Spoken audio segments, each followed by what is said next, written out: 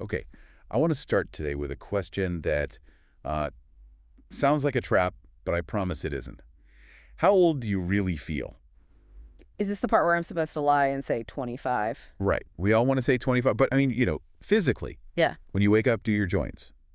Do they know what year it is? Ah, okay. I see where you're going. Because we usually treat feeling old as this really subjective, personal thing, You're only as old as you feel, that whole cliche. Sure. It's framed as a mindset. If you think young, you are young. Except, what if it's not just a mindset? What if feeling old is actually a measurable medical reality? And it depends almost entirely on where you live. And that is exactly what we're going to unpack today. It's a fascinating and frankly kind of a startling new way to look at longevity. We're diving into a massive piece of research from the Institute for Health Metrics and Evaluation, the IHME. And massive is not an exaggeration. I mean, they looked at data from 195 countries. The whole globe, basically. And the big finding really dismantles that idea that aging is just, biology or genetics. Right. This study suggests aging is largely a product of policy, geography, and culture. And the results show this 30-year gap, a literal generation between the countries where people stay young the longest and the ones where people get old the fastest. So today we're going to look at the winners, these super ager nations, and then, the places where the system is failing. But first, we have to talk about how they measured this. Yeah. Because they didn't just ask people, hey, does your back hurt? No, not at all. They used a very specific and slightly grim metric called DALYs. Dailies. It stands for Disability Adjusted Life Years. Okay, so for anyone who hasn't spent time in public health grad school, let's unpack what a daily is. What are we actually measuring? Because usually we just talk about life expectancy. Right, and that's the problem. Life expectancy is just the odometer on your car. It tells you how many miles it ran before the engine died. Doesn't tell you if the ride was smooth. Exactly. Or if the wheels were falling off for the last 50,000 miles. That's a great analogy. So dailies measure the condition of the car while it's still on the road. Precisely. The researchers looked at 92 specific age-related conditions. Things like heart disease, chronic pain, memory loss, hearing issues, even loose teeth. Wow, okay. And they calculated the specific age where, on average, a person in a given country starts to feel the burden of those diseases. And to standardize it, they used a global 65-year-old as the benchmark. That's right. They took the average health profile of a 65-year-old from around the world, someone with a certain amount of aches and pains, and then they asked, at what age do people in this country hit that same wall? So in some places, you hit that wall at 76. In others, you might hit it at 45. You got it. And the lead author, Angela Weicheng, she makes this crucial point. This isn't just about vanity. This is economics. Because if your population feels 65 when they're actually 50, Yeah. your workforce just collapses. Right. You retire early, you can't work, and that shrinks the tax base and, just explodes healthcare costs. It's a huge drag on a country's stability. It's the difference between a country of contributors and a country of dependents. So let's get into the data. Who is winning this race against time? All right, so sitting at the absolute top of the list is Switzerland. Switzerland, mountains, chocolate, expensive watches. Why are they aging so well? So in Switzerland, the average person doesn't start feeling those standard 65-year-old health problems until they're 76. 76. That is 11 years of bonus youth compared to the global average. 11 years. It's a long time. That's a whole second career. Yeah. Or seeing your grandkids graduate high school. It's a lot. It is. And the main driver is probably what you'd expect, the healthcare system. They have something called a Healthcare Access and Quality, or HAQ, score. Theirs is 95.6 out of 100. Which is basically an A+ on the global report card. It's as close to perfect as you can get. If you get sick in Switzerland, the system catches you, and it's high-quality universal access. But, and this is the really interesting part, it's not just the medicine. Okay. There's a really strong correlation with the happiness factor. I saw this in the notes. They rank 5th in the World Happiness Report. But I always wonder, is that a chicken or an egg situation? Are they happy because they're healthy or healthy because they're happy? I think it's a feedback loop. But the science on optimism is getting a lot stronger. We know that chronic stress and pessimism, they increase cortisol. The stress hormone. Right, and high cortisol causes inflammation, and inflammation is basically the engine of aging. It breaks down cells, damages arteries. The Swiss just benefit from high social support, low corruption, high personal freedom. They aren't just not sick, they're secure. Secure, that's a great word for it. It's the absence of that background anxiety that just grinds you down. Now, Number 2 on the list, we leave Europe and head over to Asia. Singapore. Yeah, Singapore basically ties with Switzerland. Yeah. They also delay those aging problems until they hit 76. I want to pause here for some context because a lot of our listeners are in the U.S. or the U.K. How does the U.S. stack up here? Well, the U.S. isn't in the top 10. In the U.S., people start feeling those 65-year-old symptoms at 68, just barely above average. So an American loses 8 years of healthy life compared to someone in Singapore. It's a pretty stark difference. And a big reason is that the U.S. ranks 37th in healthcare quality, while Singapore, the WHO, ranks them 6th. Okay. But Singapore does something the U.S. definitely doesn't do. They gamify health. I love this part of the research. This is where policy meets behavioral psychology. It really is. The Singaporean government is incredibly hands-on. So they looked at the data and realized, okay, diet and movement are the issues. So they launched the Healthier Dining program. They actually work with restaurants to make the healthy food cheaper. Wait, so the opposite of everywhere else. Usually the salad costs $15 and the burger is $5? Exactly. They just flipped the economic incentive. If the healthy food is the cheapest option, people buy it. And then there's the National Steps Challenge. Tell them about the step counters. The government literally hands out free step counters to its citizens. And they pay you. In a way, yeah. If you hit your activity targets, increasing your steps day over day, you can win cash, vouchers, prizes. See, that is brilliant. We know nagging people just doesn't work. Eat your vegetables is boring, but walk 10,000 steps and win money? That's something that actually works. It's a perfect example of a nudge. They're designing an environment where the healthy choice is the easiest choice and the most rewarding one. So we've got Swiss security and Singaporean strategy. Who takes the bronze? We stay in Asia for numbers 3 and 4, South Korea and Japan. And these two are grouped together because their secret sauce is pretty similar, right? Very similar. They both delay aging by about a decade compared to the global average. And the driving force here is almost certainly diet, specifically the lack of obesity. The numbers here are just wild. Japan's obesity rate is 3%.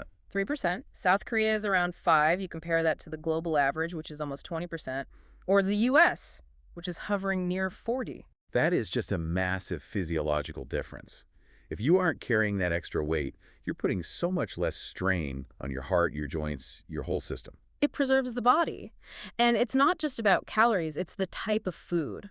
Both cuisines rely so heavily on fish and, crucially, fermented foods. Kimchi in Korea, miso in Japan. Right. And we're hearing so much now about the gut microbiome. These countries have been eating probiotics for centuries, long before it was a trend. It's just part of the culture? Exactly. A healthy gut reduces systemic inflammation.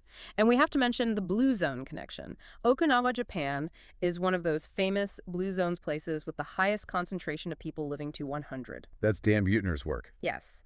And he estimates that something like 60% of the longevity in these zones is related to diet. 60%. Wow.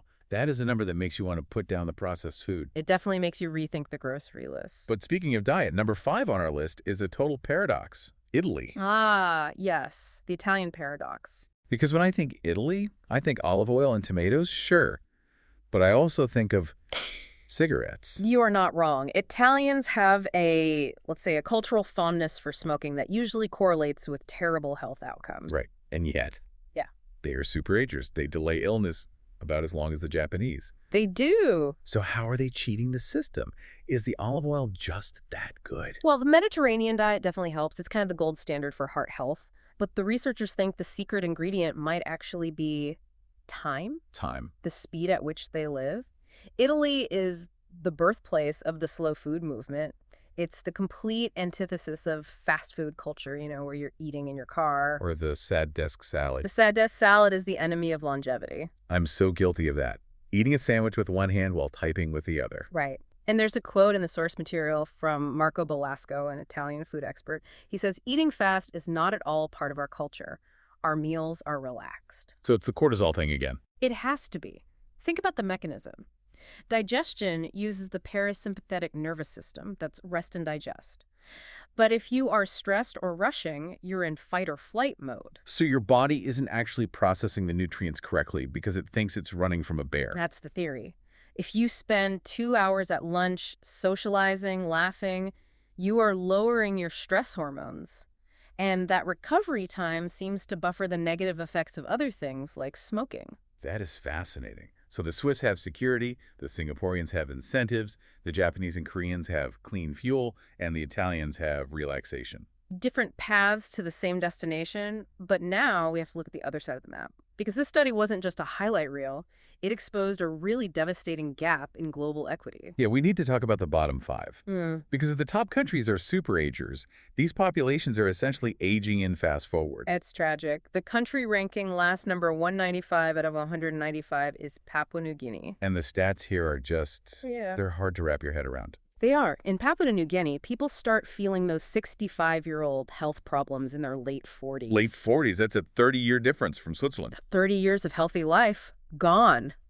The burden of disease there is 475% higher than in the U.S. Life expectancy for men is just 56. And the source material highlights something really important. Papua New Guinea isn't poor in resources. It has gold, copper, oil. No, this isn't a land without wealth. It's a failure of infrastructure, a classic resource curse. The wealth just doesn't reach the public health system. Right.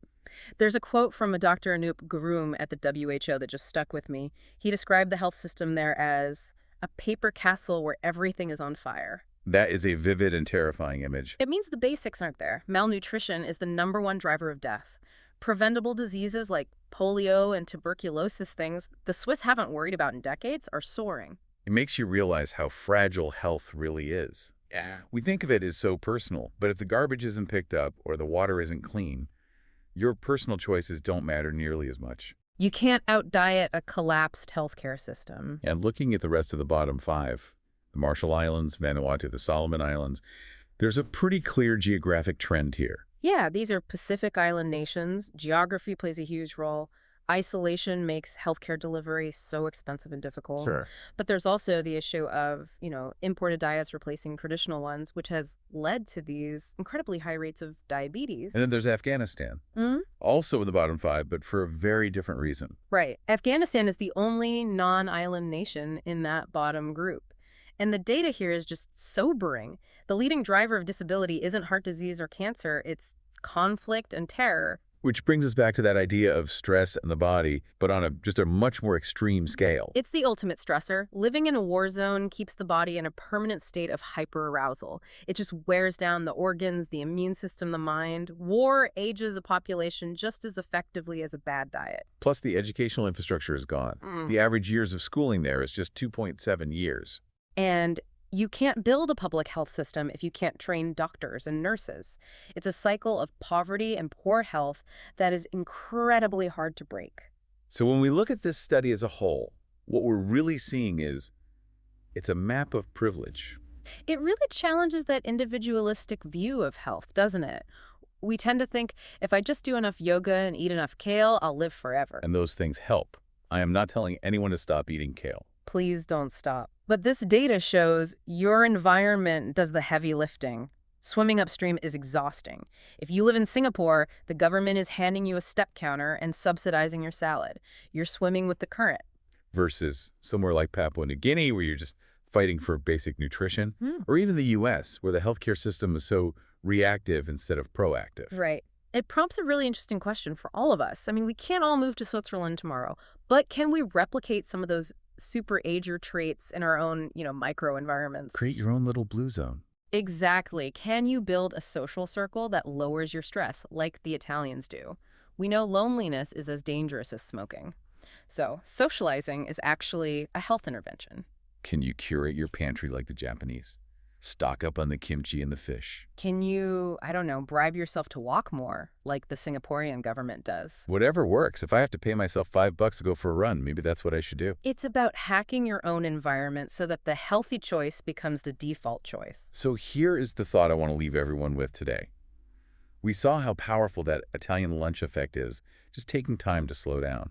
So look at your own week. What is one thing your workplace or your social circle pressures you to do that is probably speeding up your aging clock? Is it the sad desk salad? It might be the sad desk salad, Oh. or the lack of sleep because you're answering emails at midnight, or the constant doom scrolling. Mm. What would happen if you just opted out of that one thing? A little rebellion for the sake of your future self. I like it. Exactly. 76 can be the new 65. Yeah. But only if we work for it. Thanks for diving in with us. Stay healthy, everyone. Catch you next time.